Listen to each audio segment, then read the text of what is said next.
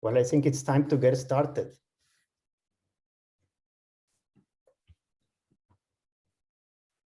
So good morning, good afternoon, or good night, wherever you are. Welcome to Speaking of Oats.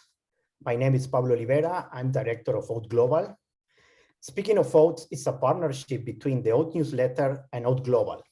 Charlene White, editor of the Oat Newsletter, is with us today and will be handling the question and answers after the seminar. Oat Global is a public-private partnership that aims to coordinate and connect all researchers and oat extension professionals worldwide with each other and with individuals along the entire oat value chain. We are glad you are here today. Before I introduce today's speakers, I want to take a moment to remind everyone that you can use the Q&A widget to ask questions throughout the presentations. Please use the Q&A widget and not the chat function for questions, since this preserves the question for later access. Today's session is being recorded and will be made available later via YouTube. Today we will have a different topic. We will not hear about oats breeding or pathology or agronomy. We will hear about one of the uses of oats. Today's speakers are Cark Maunsell, CEO of Oat Cosmetics in the UK, and Emily Gombert, Product Development Manager of Oat Cosmetics. Today, they will talk about oats as a cosmetic and pharmaceutical ingredient. Cark and Emily, thank you so much for being here today, and the floor is yours.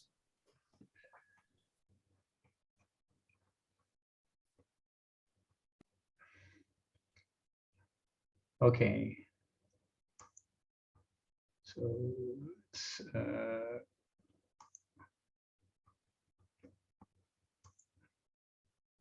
has that shared the screen okay? Yes. Okay, Charlene, let me start then. Yes, please go ahead. Okay. Good afternoon, everyone. We're very pleased to be giving this presentation, as I think of you, the audience, of mainly consisting of geneticists, breeders, and scientists working on improving the oat crop. As a manufacturer of oat products for personal care and farmer use, we are totally dependent on your skills to continue to improve commercial oat varieties. So primarily, they are attractive for the farmer to grow, both agronomically and importantly, are crop competitive in his rotation. We also want to see good disease resistance, as this helps the sustainability story, but also means the grain has inherently low microbials. This must also not be at the expense of an attractive chemical profile capable of excellent activity. Why low microbials? Personal care demands very high levels of sterilization, typically below 100 CFU for yeast and molds, in contrast to the food industry, which typically accepts up to 100,000 CFU.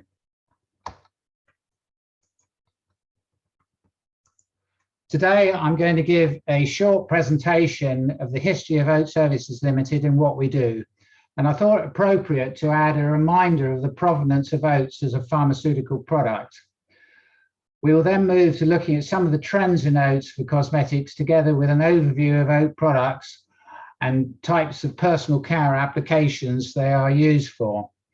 Emily will then describe how we go about developing new products. So in the 80s, I was involved in the commercialization of hull-less or naked oats in the UK. It was exciting times, and as the UK oat miller saw naked oats as a threat to their business and tried to stop their development. We were, however, able to develop markets, particularly for horse, bird, and companion animals, together with some being used in human food. In the 90s, I became involved in a number of EU projects assessing the viability of extracting high-value molecules from oats. And this knowledge led to the formation of Oat Services Limited in 2001, with the objective of the development of commercial ingredients, particularly for the personal care market.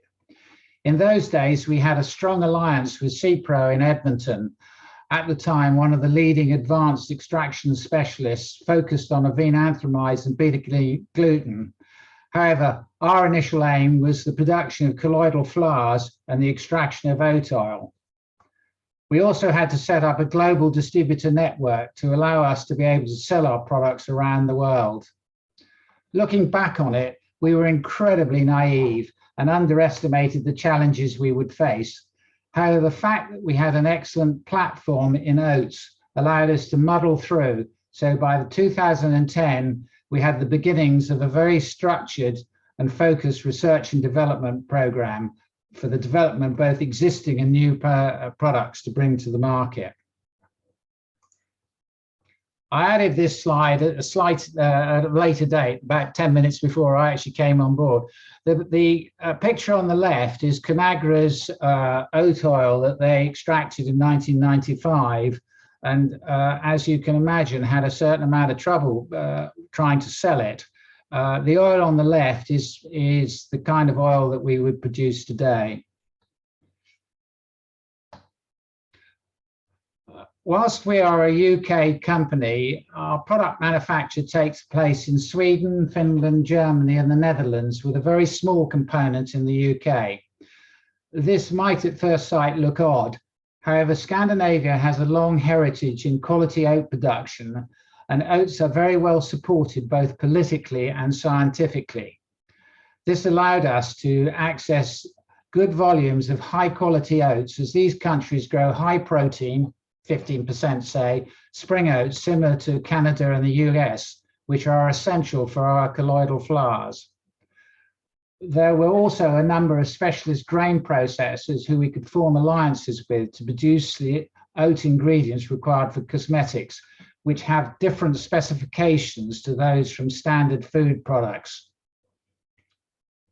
Firstly, Brexit and the war in Ukraine are giving us new challenges which we have to overcome. Coming back to the history of oats, I would just like to remind all you foodies that oats were known for their pharmaceutical properties way before anyone thought about eating them. In fact, in literature, you do not hear much good said about oats, except their main use is the perfect feed for the horses, the horsepower of those days. The only notable reference I came across in the UK was an item in 1850 complaining that the West Country oats were being secretly fermented by the farm workers who drank the potion for lunch, rendering them pretty useless for the rest of the day. It was not until the mechanical dehulling was invented and Quaker came along did the public realize that oats could be good to eat. By the early 1900s, scientists started to discover some of the interesting molecules within oats. The development of being able to mill oats very finely occurred in the 40s to produce colloidal oatmeal, but the viable extraction of oat molecules only really became possible in the 90s. A big oat moment in the pharma cosmetic world was in 2003 when the FDA allowed the monograph on the use of oats as a skin protectant as an OTC product.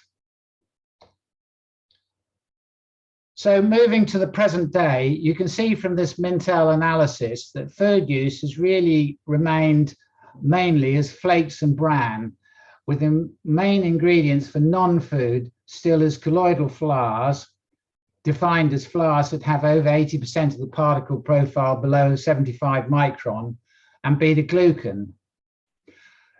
Note this slide is referring to the number of launches, not the volume of products sold. The quantity dimensions between food and cosmetics are massive. Our estimate places the largest user of colloidal oatmeal for cosmetics using approximately 1,500 metric tons per year, compared to within the UK, we have 3 oat millers, each producing approximately 60,000 tons of food products per year. It's also worth noting the very high launch rate of oat beta-glucan in Asia Pacific, which is actually centered in China, where oat beta-glucan for the personal care has become a commodity with a number of local manufacturers producing some extremely indifferent products at a very low price.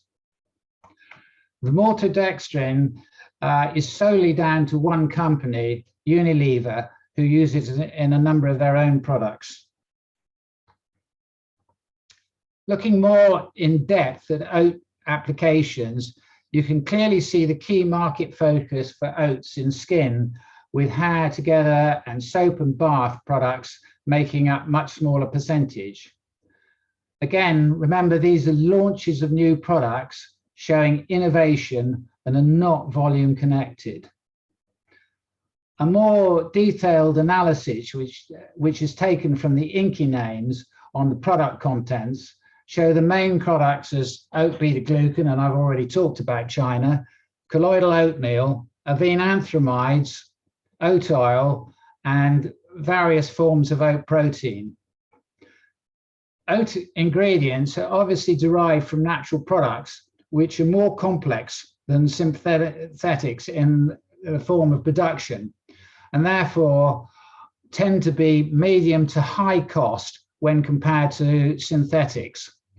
Whilst hair has extremely large volumes attached to it, the final products tend to be significantly cheaper than skin cosmetics, which precludes the use of the higher cost naturals.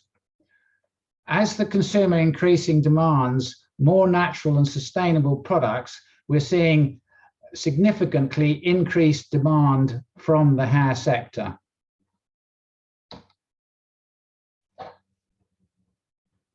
As I said, the good news for us is that the whole personal care market is moving very rapidly towards more sustainable, traceable, and natural products. Our last estimate was that naturals occupy approximately 15 to 20% of the whole market share, but are growing very significantly. Oats are very well positioned as a natural with good scientific credentials to capitalize on this expanding market.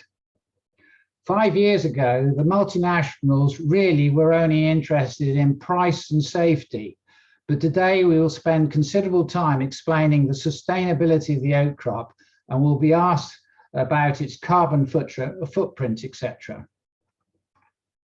For us, there is an even better news, as we are the market leader in the production of oat oil and are seeing significantly increased demand at the moment.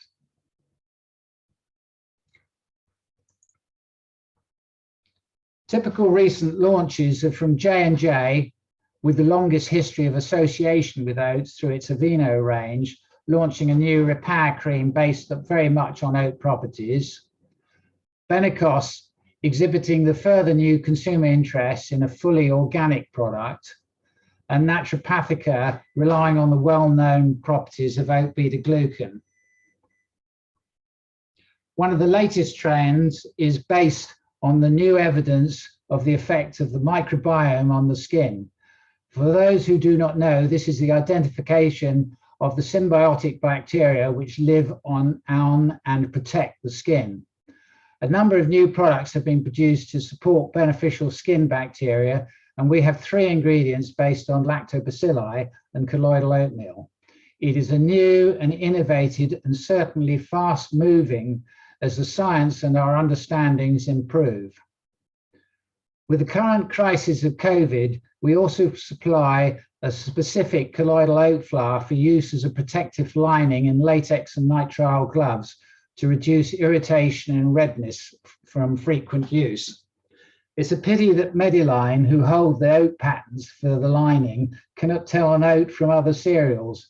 However, as we supply the Malaysian glove manufacturers and not Mediline, we cannot influence their choice of picture. You're all aware of the recent new food uses for oats, including oat milk, which is now expanding from milk into creams, yogurts, ice creams, and another number of other semi-liquid products. The market leader is still definitely Oatly, who manufacture using a high-quality complex oat emulsion developed by the Oster brothers. However, Oatly has now sucked in a large number of imitators using a cheaper hydrolyzed oat solution, which is sweeter and not half so healthy for you. And just a reminder that technology is driving the 3 markets of food, cosmetics, and pharmaceuticals much closer together. This trend has already been seen with products such as edible lycopene as a sun protectant. However, oats are very well placed to take advantage of this trend in future as it becomes more mainstream and the authorities become to understand how to regulate the claims. So what's in an oat from our perspective?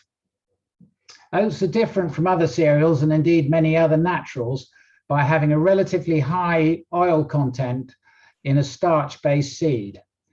This is held in the form of whole oil bodies, and one of our objectives is to extract these in as whole units intact.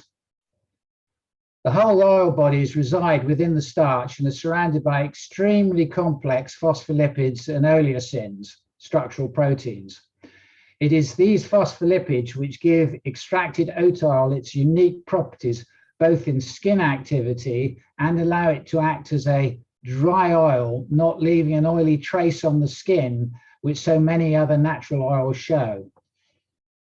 The oats genetic pathway utilizing oat beta-glucan as a storage component has given us a high molecular weight ingredient which competes with hyaluronic acid as a moisturizer and also harmlessly activates the skin's own natural defenses to reduce inflammation. The positioning of a number of phenolics, and particularly the avenanthramides in the bran layer, is thought to give the plant the ability to aid cell repair after fungal attack. This is, of course, an area where there is much to be discovered, both in the genetics and the agronomy, as if high avenanthamide varieties could be reliably grown at, say, a minimum of 125 ppm, these would be an excellent low-cost base for nutraceutical and possibly nutri-cosmetic ingredients. We also have strong interest in some of the unique properties within the oat peptides. So, how do we go about developing new products? Over to Emily. Oh, sorry, for one more slide in there. Applications. Basically, in terms of scientifically backed application, the majority is one expected in the skin area. Many of these applications have been known for some time. However, we've been able to refine and enhance their efficacy by achieving a better understanding of the science of the mode of action. And for the second time, over to Emily. Thank you, Cark. So research and development is a core focus of our company. We constantly carry out research into the opportunity present to us by the oat crop and invest our time into developing a portfolio of key ingredients. So how do we develop our new ingredient? So we follow a defined process to ensure ingredient of the higher standard. The first focus is on the research side. As experts in the oat trade, we use our knowledge of oat variety to source oats with improved characteristics depending on end use. For example, we'll select oat crop with high level of certain molecules, such as avenantramide for anti-inflammatory products. We as well work closely with farmers to ensure that we are aware of the latest agricultural practice to produce high quality and traceable oat in a sustainable manner. The research of the physical and chemical property of new ingredient is a key step to understand its potential application. This step is to analyze and find out each molecule present in the new ingredient, to then use this information as a base for our positioning. We will then focus on market analysis with the help of Global Intelligence Agency. This will provide us expert analysis of consumer trend, market statistics, and industry reports. This step will help us to find out about the opportunity and the challenge of new ingredients. All this step will allow us to decide on the application of our ingredient. The second part is the development side. When we have a better understanding of the positioning and potential application of an ingredient, we need to focus on demonstrating and validating the application. This will be through safety testing.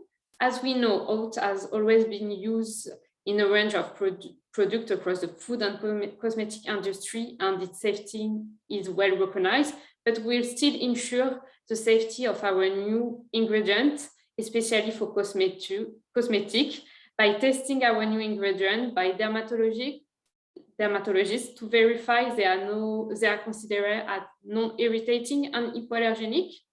We will then run efficacy testing and clinical trial, which I'm going to talk to you shortly in more detail. And finally, we will focus on literature review to support our claim and use consumer data to evaluate the product from a consumer point of view. So if we go to the next slide, the first step of the efficacy testing is to perform a gene expression analysis to provide us trend of the efficacy of the product, which means we use genomic information to guide our product development. So if we look in more detail about the design of a study like that, we use a 3D in vitro skin model containing epidermal keratinocyte and dermal fibroblast. We will then test our product versus a vehicle control, which is most of the time water. After a certain time of application, depending of the application, the tissue sample will be collated and analyzed by RNA isolation and CDN synthesis.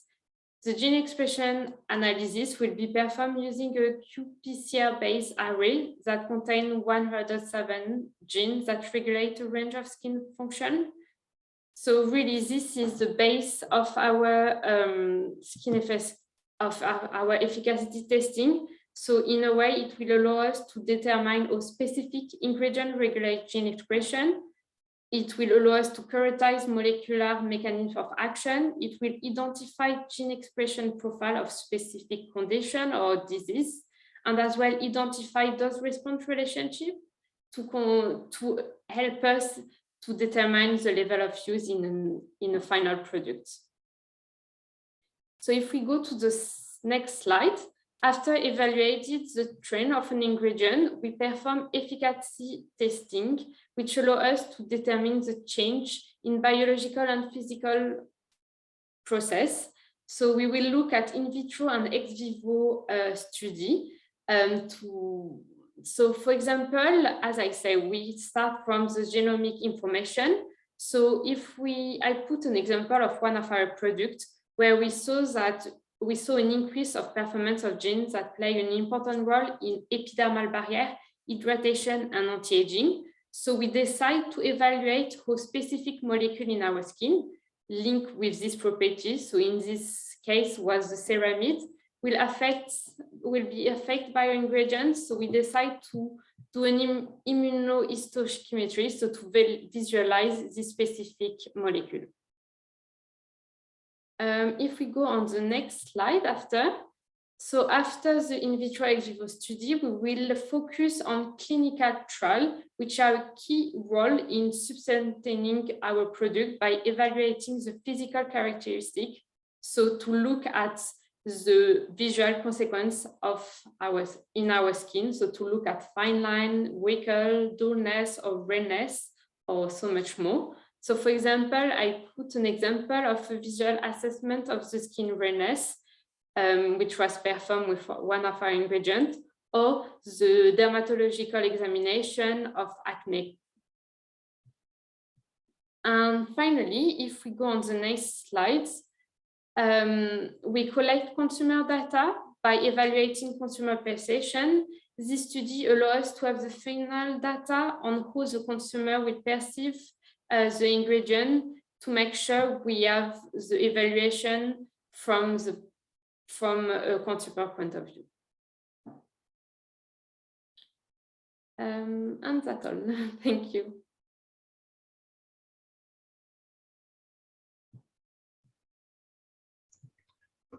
That's good, Emily. That's there we are for you. There's a quick snapshot of what we do. Well, thank you very much, Cark, and also Emily. It's quite a fascinating topic. I mean, we've come a very long way since back in the day when, I used to take a stocking and fill it with some rolled oats and tie it to the tub, the tap in the bathtub and run hot water through it. I mean, things have progressed amazingly. I was very surprised in particular to hear about all the work you're doing with the genomics and in vivo with the skin cultures and so on and so forth. We have one question here so far. Any idea how much volume demand might be generated if Oat Cosmetics take off?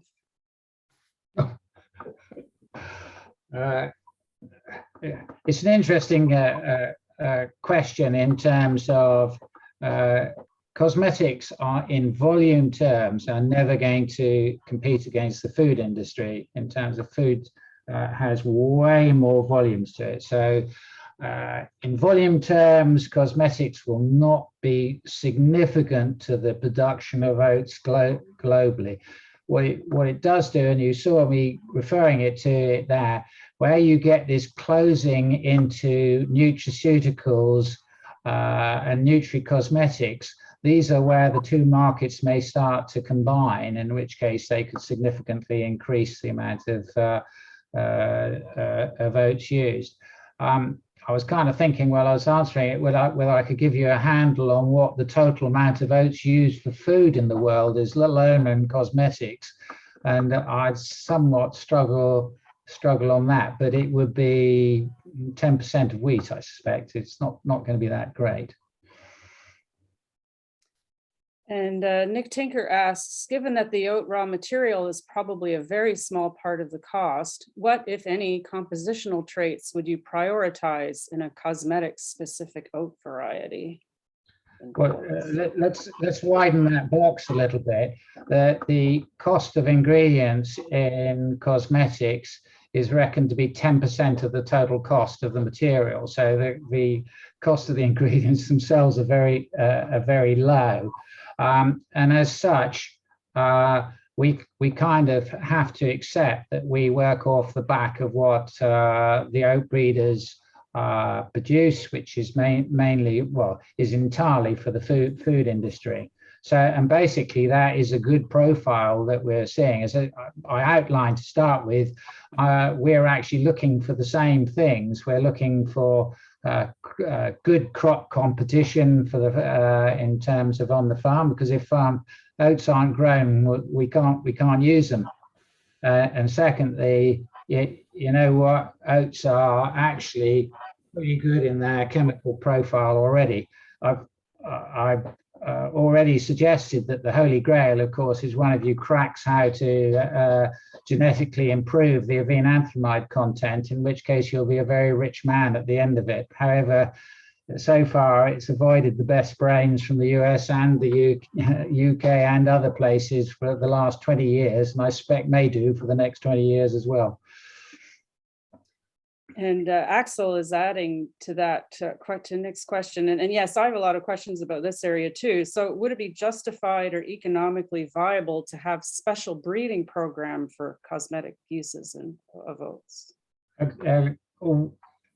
You would be aware that there certainly is in Scandinavia options where you could specifically look for specific genes on this.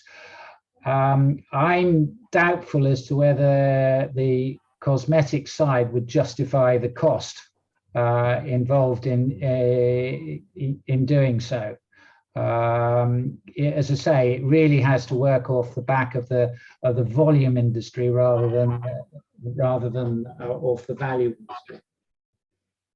Yeah, I was kind of interested too in the varieties and so on you've been using, because, you know, for example, for the food industry, they don't want very high oil oats, but you, of course, are extracting oat oil and this type of thing. But then again, for horse feed, you know, they also want high oil. So yeah, I imagine that's something you people have been thinking about quite a bit, which oats to use. Yes, and that's where you kind of have to, you come back to the, our liaison is much obviously with the Scandinavian and UK breeders than your side, but you kind of look at what you guys have in your portfolio. We we had an oat in the UK some years ago, which was carefully called Fatso because it was actually an extremely high fat oat. It was actually somewhere up about 9%. The only trouble was that it was about 6 feet tall, and that agronomically it really struggled because it was an unadapted variety. And so eventually we had to give up with it because it was the farmers just couldn't grow it satisfactorily. So I think to some extent it's close liaison where people have specifics, which we think we could do. We have looked at specific materials before, but it's actually never come to fruition. What we do is in Finland, where we work very closely with Luke, who advise on oats and such like. We look for the high beta glucan varieties. So in terms of our oat flour, what we actually use is the highest beta glucan variety commensurate with being something that the farmer likes to grow. So if we can get that far, I don't think we can get much further. So that's as good as we're going to get. All right, thank you for that. So a couple more questions here from Amal Kala. As you know, mycotoxins are big trouble within cereal production, and oats is one. Did you find it a problem to find clean oats to use? Have you faced any problems because of mycotoxins? It's a really good question in terms of that. Is it a problem? It's not a problem because we spend a lot of time trying to prevent it being a problem. So we do a lot of farm testing before we ever move material. So T2 and HT2 are not such an issue in Scandinavia as they are, say, in the UK. So we haven't faced this one, but certainly the larger cosmetic consumers would be aware of all toxins, and we routinely will test all our batches, finished batches, to check that they do not contain levels of toxins which are above our permitted levels. But the key to it is don't let them in your plant to start with, because you can't get them out once they're there. Yeah, and that is regulated quite strictly, is it, the levels of? Yes, there is, as there is in the US, as in the EU, and now in the UK, there are cosmetic regulations which limit the level of toxins that you can have, which are clearly very low. In terms of that, we are having slight issues with them because they the regulators kept on using the words non-detectable, and the technology was moving the whole time on how they could detect. And when we got down to parts of microbillions, we were beginning to wonder where this was going.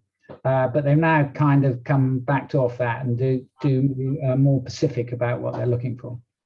Yeah, I think non-detectable, that's been an issue, I think, in a lot of different areas. Yeah, as the technology to detect things gets better. So Nick Tinker has another question. Interesting, though, that pathogen infection probably increases the enanthromide, and this is something I was thinking about too. Well, you need a very small, well, CFU, that's colony forming units, yes, for bacteria, is that correct? Yeah. Yeah. Sorry, go ahead. Well, I would depend on people like Nick, of course, being able to increase the level of enanthromides without getting any kind of adverse microbiological load, because I know he's got the capability to be able to deliver that kind of thing. I mean, it's interesting as far as, because no one understands what enanthromides really do within the plant, it's very difficult for the geneticist and indeed the agronomist beyond that to be able to actually be able to satisfactorily produce commercial varieties to it. As our last understanding is that the enanthromides are much more connected with cell repair after attack rather than the prevention of the pathogens. So we also we did a lot of studies in the UK where we just analysed fields of oats to see which have avenanthramides. It was like a needle in a haystack. And basically, the bizarre thing is we would suddenly find a spike on one farm, and that guy might have 3 fields, and only one field had the spike. And we were never able to, but what we did find is the kind of field was consistently high in itself, but we never were able to identify it further than that. Nick has another question, but I'm going to actually deep a little bit sideways just for a moment, because one of the things I found really fascinating, and he's presented on it a few times, but I don't know if anyone's followed up with this. Bill Collins had this false malting method used for producing avenanthramides, and he was claiming he could get, I might be wrong, but it was, I think, something like 1,000 times the levels by putting oats through this false malting process. So have you considered actually looking more at that end of things, using further processing to increase the levels, rather than looking at the genetics, say? Canag sold that patent to a commercial company who announced that they were going to be the first company to produce significant levels of low-cost avenanthramides, and there has been a quite significant silence from them for the last 6 years. We suspect that the malting process did not produce the results that they thought they would. And again, someone really needs to understand what the avenanthramides do. We all keep on working on effect and not on the mechanism. And it's the mechanism that's, once we understand the mechanism, it'll be a lot easier to work. But there's a Quaker are doing a huge amount of work on avenanthramides. So one of you guys cracks it, you know, it will be, and I assume that they must be talking to you all about trying to get these level. But if you look at their scientific output on avenanthramides, it's substantive. Yeah, as you say, it's a very interesting area of work, and you're quite right. Yes, without understanding why the plants produce them in the first place, it's a little tricky, definitely. So Nick's further question actually is for Emily. That is very interesting that you were using gene expression in skin. Have you seen any negative effects on gene markers? What is the worst thing we can put on our skin? So I think, so for the first time, so I think what is important, and this will really give us interesting information. So we saw some actually like down or upregulation of some gene. We want actually the opposite effect, but this will give us actually indication of like the dosage of the level to use, because sometimes actually we need to use more in order to have the proper efficacy. But I think in general, what is really important as well is like, it gives us an overview of gene, but you need to not consider only one gene, because for example, when you think about certain disease, you need in a way to destroy your skin to repair it properly. So there will be some anti-inflammatory gene which will actually upregulate it, which in a way we want them to down-regulate it. But if we think about the big picture that, for example, it will be wound healing, it is important that actually they will increase this gene, especially to be able to repair after. So I think it's every time we can't really focus on only one gene, but we need to really focus on like the big picture in a way. But it definitely gives us some good indication. And about what is the worst thing we can put on our skin, I think it's a really, really large question. I would say what is the best thing you can put on your skin, but the worst thing, I'm not really sure. What is the worst thing? I think again, it's a question of like balance, like everything, you can't put like too much, or it's a question of balance. The worst thing, I will not know what to answer. What is the worst thing you can put on your skin? I suppose we could focus that question in a little bit and just say, you know, because you're looking at various oat fractions and so on and so forth. Is there a particular oat fraction that maybe is less desirable to have in a product because it does have some sort of negative effect? So I think this is really interesting, actually. Like, we know in the food industry, everyone is talking about protein, and they're really interesting about the high fraction of protein, versus in the cosmetic is actually something which is really controversial, the protein content in oats, because actually it will create some irritation because of the big molecule size of this molecule.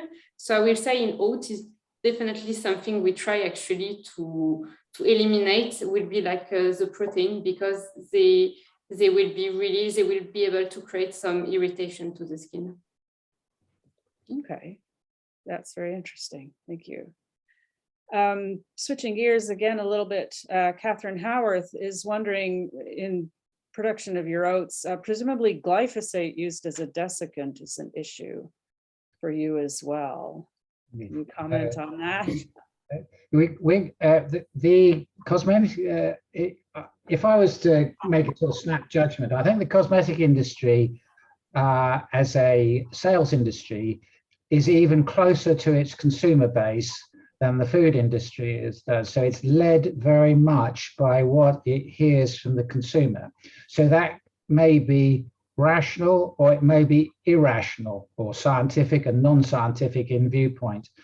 And when you start talking about chemicals and you talk about something like glyphosate, the end consumer simply doesn't understand what you're talking about. So that's straightforward. They just ban it. So we actually have, I think, Emily, there's a blanket ban on any oats going into our plant with glyphosate at all on them, simply because that's a mandate we get through from the consumer, the manufacturers. Thanks. Actually, I'm going to be bad and put Jennifer Mitchell-Fetch on the spot if you're there, Jennifer, because her group had actually done some work. I think, was that with Nancy Ames, looking at the effects of glyphosate on kernel properties. Jennifer, I don't know if you might think for a minute whether there's something you can add to that conversation about whether there is truly a detrimental effect of using glyphosate as a desiccant. I'll let her think, and she may or may not respond. So I would like to ask a question. Oh, sure. Go ahead, Pablo. Sorry. No, it's okay. My question is there any of the oats that you work with is grown organically, and will there be any benefit for you to have organic oats? There is a burgeoning organic sector, the cosmetic market. I think our estimation at the moment is, say, 0.5 to 1.5% of the market would go down this. And again, this is very consumer driven, and there is a lot of consumers who are very nervous about what they put on their face and their hands, and they see organic as a better way to go than natural products.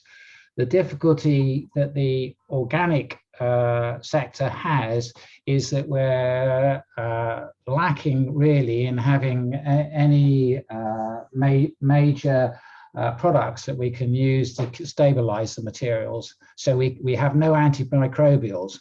And one of the issues that food doesn't have is that food you tend to eat once. Cosmetics you may use over a period of 6 months. You multi-challenge that a number of times with microbial challenges, and therefore the preservatives that tend to get used are pretty strong, actually. Your finger is not a clean place. And so that's the problem they've got. There are no wide-ranging natural preservatives. However, it's an industry that is very much alive. Yes, I imagine it would be. Just another question about varieties and looking at producing, getting rid of these, fungi, molds, et cetera, et cetera. How about the earliness of the variety? Do you know anything about that? Would you manage to escape having such a high load of various microbes if you have a variety that's earlier maturing? first of all, I need to flick that on its head in terms of oats are remarkably sterile when we, and you've got to remember, of course, that they shed their coat, which had most of the microbials and toxins sat on it before that. So again, we don't, the reality is we take into the plants what the farmers produce for us, and we couldn't mandate down to that level. They must do what they think is right in the field. We can't interfere with that. Yeah, I suppose you would need the volumes and so on to be able to say, yes, we want this particular variety grown. And of course, producers, I imagine, would want a premium for that as well, which would add to your costs and so on. We're not so frightened of the premium. We have pretty good mechanisms of which to be able to reduce microbials within our processing units. So what we try to do is start with very low loads going in there, typically somewhere between, coming off the farm, 100 to 200 CFU, and we can reduce those down to below 10 through the process plant. So it's not a big challenge for us unless something goes wrong in the process of doing it. In terms of oil extraction, we use temperatures within the oil extraction which would obliterate any mycotoxins of that type, or microbials of that type. It wouldn't obliterate the toxins, but it would obliterate the microbials. Right. Okay, actually, and Jennifer has responded. Thanks so much, Jennifer. Again, sorry for putting you on the spot. She did miss part of the conversation because of a phone call. So for those of you who don't know, Jennifer Mitchell-Fetch is retired now, but she was the oat breeder for Western Canada with Agriculture and Agri-Food Canada. And so she's done, and actually she also produced a couple of oat varieties for organics, uses organic cultivars. So so on to what she has said here. So she did do a bit of work with Nancy Ames' group. The glyphosate does reduce the starch levels in the kernel. I think most of the data and information went to Quaker PepsiCo. So some of the Quaker people might have a better answer on the results and the effects on the various components within the oat kernels. So I'm not sure who we might have here otherwise. There are a couple of Quaker people, PepsiCo people I see there who might want to chime in at some point. And you can think about that. Meanwhile, let's see, there's a lot of things in the chat, people. You're supposed to put things in the Q&A. Anyway, that's all right. So, okay, Catherine Howarth has another comment. I was interested in your comments on the skin microbiome. There's also a seed microbiome. Have you investigated that at all? There's potentially an interaction with mycotoxins also. Emily, would you like to make any comment on that? I think it's really interesting. I never heard about seed microbiome, actually, to be honest, but I guess it seems logical. But no, we never investigate seed microbiome, I guess, because of all the treatment through the process to be able to actually obtain the ingredients. This will be completely disturbed. So we can't talk about seed microbiome at the end because the product from the seed you obtain the ingredients will go through so much process that the product will not have any microbiome. And actually we check his microbial composition, and normally it's always really low. So it will not have any microbiome. Okay, thank you. And also over here, Axel has another comment. So you say we put preservatives on our skin when using natural cosmetics. Which ones? What does the consumer think about that? How long can oat oil last without preservatives? We've got oat oil that's about, you've got to differentiate here between a made-up cosmetic and the ingredients, if you see what I mean. We have to run long-term stability tests on all our materials. We don't add any stability. So we at our level do not add any preservatives down. It's only the finished formulator who will do that, the commercial person. So we've had oat oil, the last time we checked, we had stuff about which had been stable for 6 or 8 years So when you produce it, you get it right. It's fine. Oat flours, for what we're using them, I would say 10 to 12 years. We could keep them stable for those kind of levels, provided they're kept in reasonable temperatures, reasonable conditions. So just to be clear, it is the person producing the finished formulation who will add preservatives. We are, with the exception of one product we are not allowed to, because we confuse their preservatives to start with. So we can't add any preservatives. We have to have stability in its own right. Yeah, that makes sense. Although, wow, 6 to 8 years for an oil product, that actually surprises me quite a lot. Then you get into why is oat oil different to other oat oils, and it all surrounds those polar lipids that got in there, and the phenolics. We did some studies the other day, which we were looking at two components with oat oil, and again we were doing actually a high heat stability. So we were doing this at 40 degrees, and I think we ran it over about a year, and then basically, to our astonishment, we actually found that certain components seemed to have increased in value, where others had reduced. So we double checked that this wasn't some lab issue, and so in some complex it appeared to have a precursor that was allowing it to make the target molecule out of it. We know that there are precursors to other products, to other molecules within the phospholipids, because we've seen that. So, for instance, if you want to, in terms of ceramides, we've seen some precursors to ceramides, but we haven't seen it in this particular other phospholipid we're looking at. Because yeah, it's also, I was thinking too, and you keep talking about high heat, and yeah, you would assume that high heat would also destroy an awful lot of components that could be valuable. But yeah, so that's quite interesting that you're seeing these varying results. Oh, Nick just put up something in the chat here. Oat oil on Amazon is $68 for 500 mils. Is that Amazon.ca or .com? Canadian or US dollars? Yeah. 68. .ca, so that's Canadian dollars. So well, it's the most expensive of all the natural oils, virtually. And the reason being that going back to that original picture I showed you of the Conagra oil, the problem that in terms of extract you get is the polar lipids are immensely efficient at dragging the starch out with it. And then somehow or other you have to get your head around how to get the starch back out from the lipid without destroying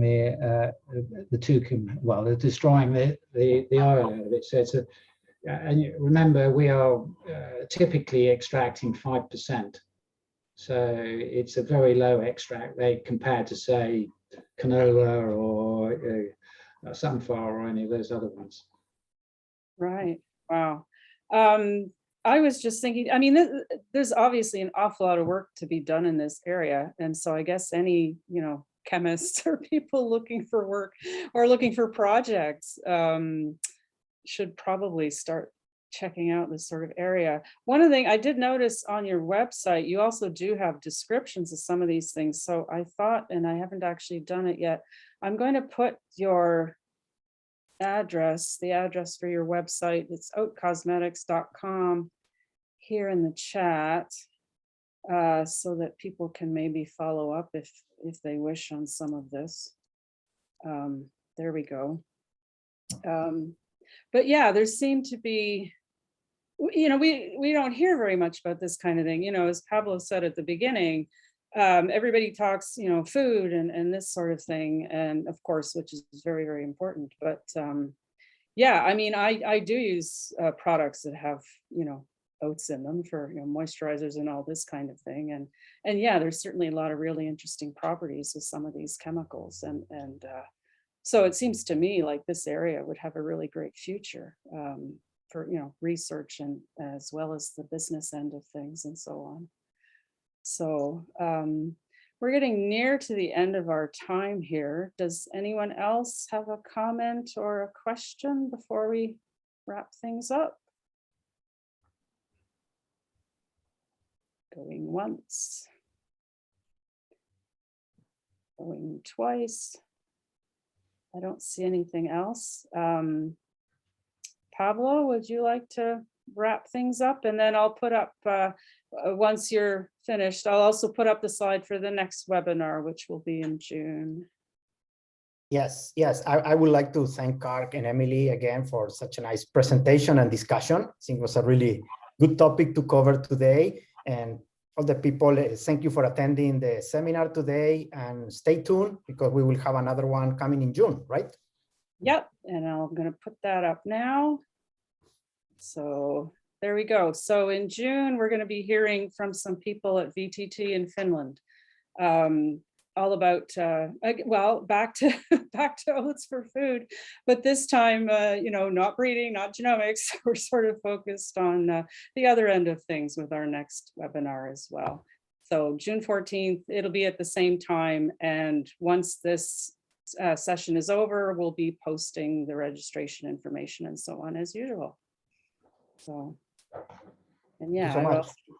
Also like to thank our speakers. That was really very, very interesting. Thank you so much. And I guess we're pretty much done.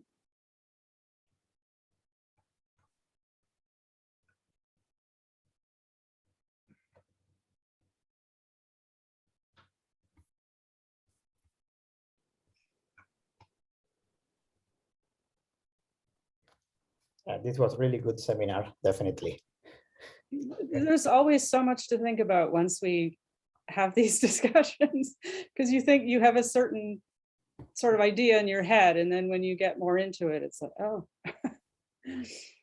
Well, I hope from your point of view that it created at least a little bit of interest for the thing, and it was sufficiently interesting that the people listened to it,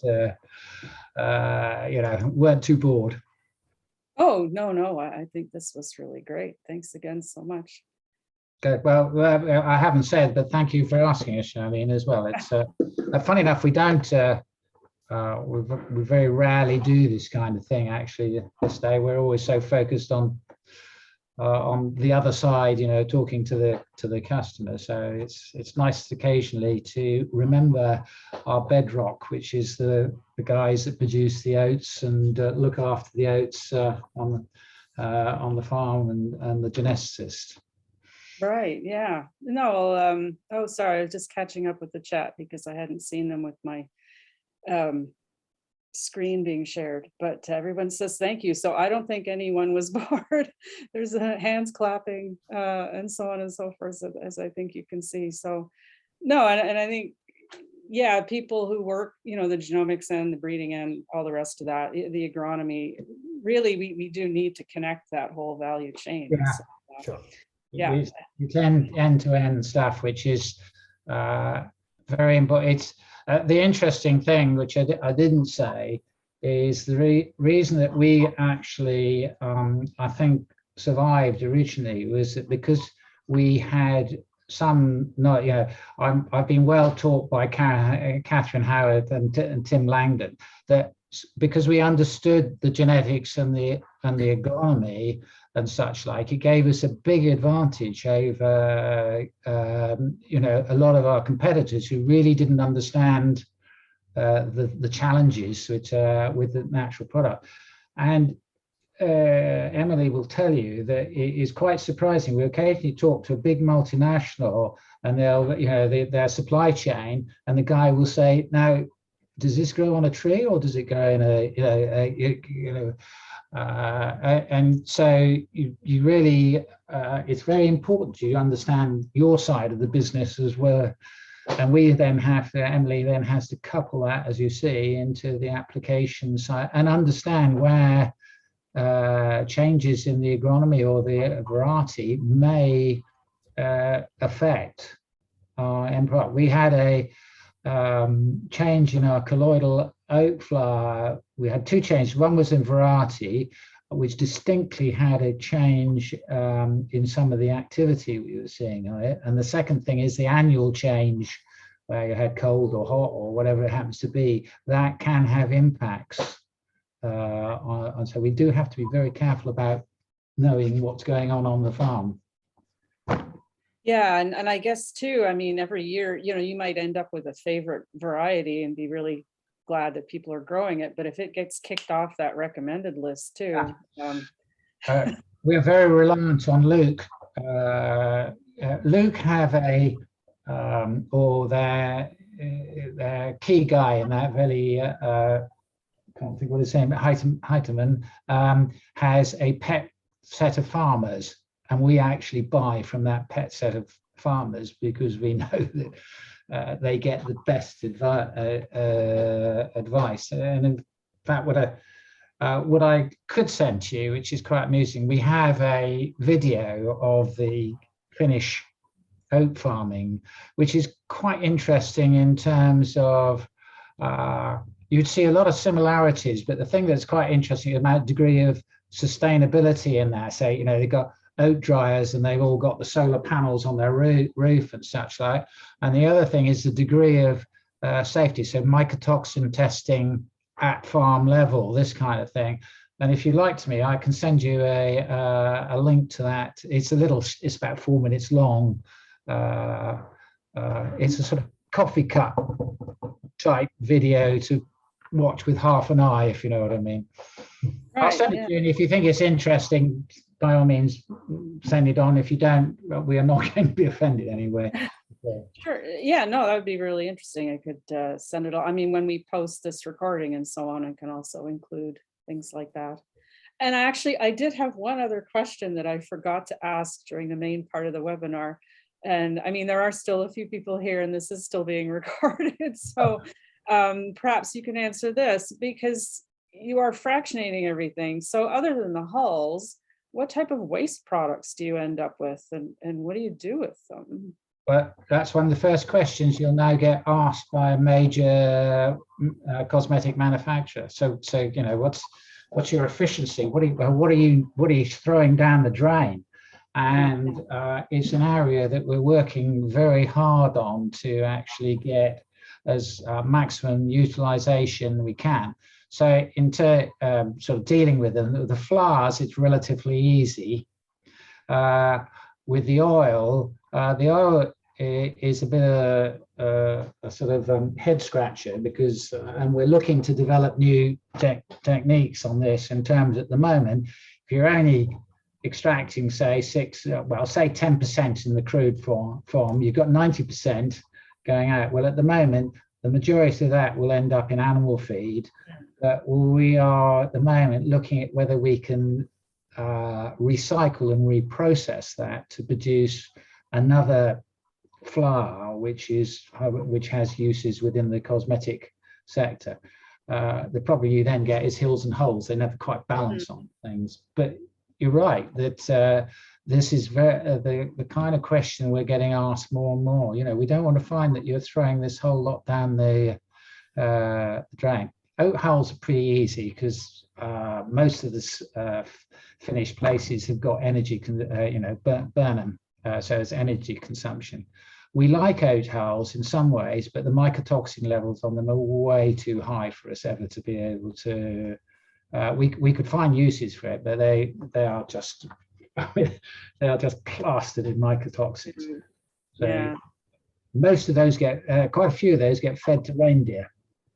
Oh, reindeer. There you go. It's good. I'm told it's a good reindeer food. It must be about reindeer. It's about the only thing that would eat oat hulls, but they do apparently on the thing. Oh, that's interesting. I know actually at the University of Minnesota at one point, they were burning oat hulls in the heating plant. I don't know if they still do that or not. I don't know. Pablo and Annie can figure that out. Should find out. Yeah. Good question. I don't know either. Yeah, because they discussed that. Someone gave a presentation at the International Oat Conference in 2008 there about that. Yeah, that's interesting. I know too, there's a Finnish company that's producing xylitol, I think, from the hull. Yeah, that fats are just Yeah. xylitol out of the plant. And great idea. They got fats are massive oat plant now. I think the plant is about 120,000 tons, and really innovative. And they've got deep enough pockets to put up a xylitol factory. The interesting thing is I haven't actually seen it as yet. Is the problem what used to be with xylitol from oats was that it was too yellow in color, and they must have obviously cracked that, because they weren't going to invest the amount of money. I mean, they put up a huge factory for this to do this. So credit to them. They're very innovative in terms of what they do. So we like them as a company to deal with, and well, it's a bit like the flea on the elephant's back, but it's we still have a good dialogue with them. Yeah, no, that's really cool. So yeah, I guess they're very much into the circular economy in Finland. Seems to be quite a prominent theme for a lot of Finnish companies. So yeah, they are very sustainable thinking, actually, as many of their companies appear to be. Yeah, and well, and we'll hear more from VTT in June, so that'll be interesting.